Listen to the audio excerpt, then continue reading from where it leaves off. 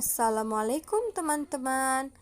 Sekarang kita akan membahas tentang gerak lurus beraturan atau GLB. Pernahkah kalian naik kereta api? Jika pernah, tentunya kalian sudah tahu bahwa sebagian besar bentuk lintasan kereta api atau rel adalah lurus. Ketika kereta api sudah melaju beberapa menit dari stasiun, biasanya masinis mengondisikan kecepatan kereta menjadi konstan atau tetap. Di dalam fisika disebut apakah gerak kereta api pada rel yang lurus dengan kecepatan stabil. Nah, untuk menjawab pertanyaan ini, simak penjelasan berikut ya. Gerak lurus beraturan atau GLB adalah salah satu dari sekian banyak jenis gerak benda. Untuk mengetahui lebih mudah definisi GLB, kita cermati dulu asal-usul kata gerak lurus beraturan. Nah, kata gerak lurus beraturan terbentuk dari 3 kata dasar, yaitu 1. Gerak, 2. Lurus, 3. Teratur.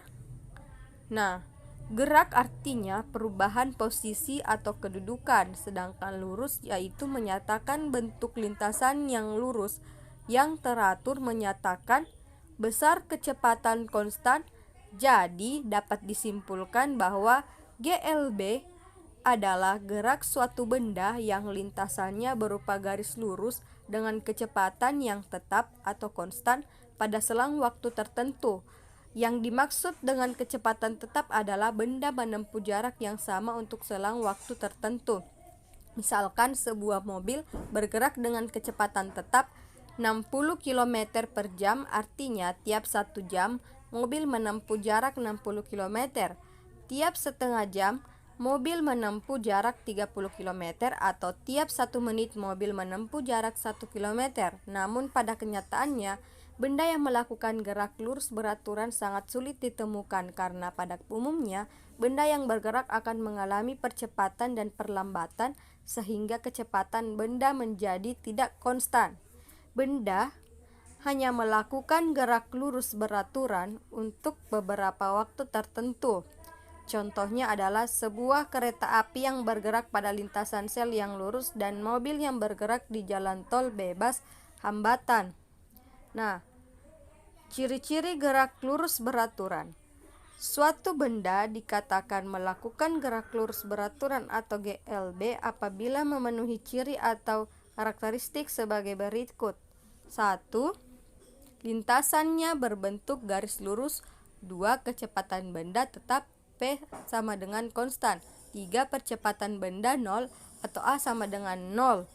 Kecepatan benda akan bernilai sama dengan kelajuan jika panjang lintasan atau jarak sama dengan besar perpindahan benda tersebut. Namun, jika jarak tempuh tidak sama dengan perpindahan, maka besar kecepatan benda lebih kecil daripada kelajuan.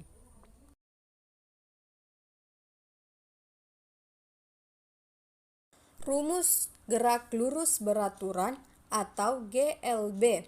Perumusan GLB secara matematis dapat dirumuskan sebagai berikut. Untuk kecepatan atau kelajuan benda bisa menggunakan persamaan V sama dengan S per T. Untuk jarak tempuh atau perpindahan bisa menggunakan persamaan S sama dengan V dikali T, sedangkan untuk waktu tempuhnya yaitu T sama dengan S per V. Jadi kita bisa menggunakan segitiga yaitu SVT. Nah, untuk keterangannya, V adalah kecepatan, satuannya meter per second. S adalah perpindahan, satuannya yaitu meter. Kemudian T sama dengan waktu, satuannya yaitu second. Nah, S di sini bisa juga digunakan yaitu kelajuan, satuannya adalah meter. Rumus kecepatan dan kelajuan memang terlihat sama, akan tetapi secara harfiah kedua besaran ini berbeda. Kecepatan merupakan besaran vektor sehingga berharga positif atau negatif, sedangkan kelajuan merupakan besaran skalar sehingga nilainya selalu positif.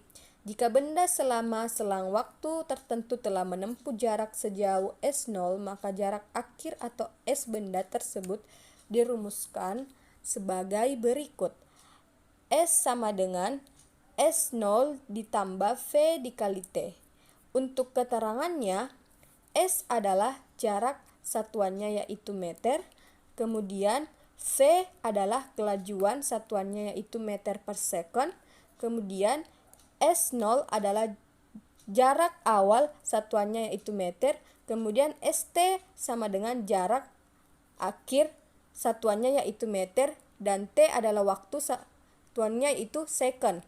Nah, sama halnya dengan konsep percepatan dan kelajuan, maka gerak lurus beraturan atau GLB, perpindahan dan jarak juga dianggap sama. Namun secara harfiah, perpindahan dan jarak merupakan besaran yang berbeda.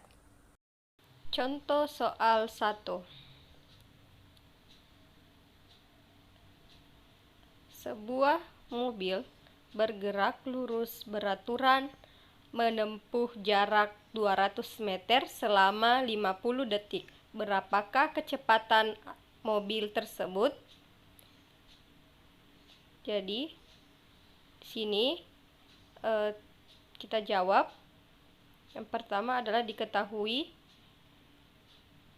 S sama dengan 200 meter. Kemudian T sama dengan 50 detik.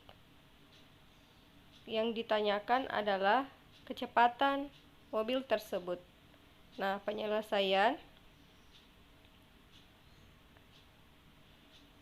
V sama dengan S per T, kemudian V sama dengan 200 per 50, sehingga V sama dengan 4 meter per sekon.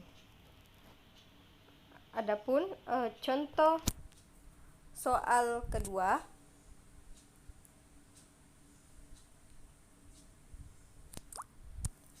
jika sebuah benda bergerak dengan kecepatan 20 meter per sekon, berapakah perpindahan benda selama 2 menit? Jawabannya diketahui V sama dengan 20 meter per sekon, T sama dengan 2 menit sama dengan 120 detik. Kemudian yang ditanyakan adalah perpindahan. Kemudian adapun penyelesaiannya,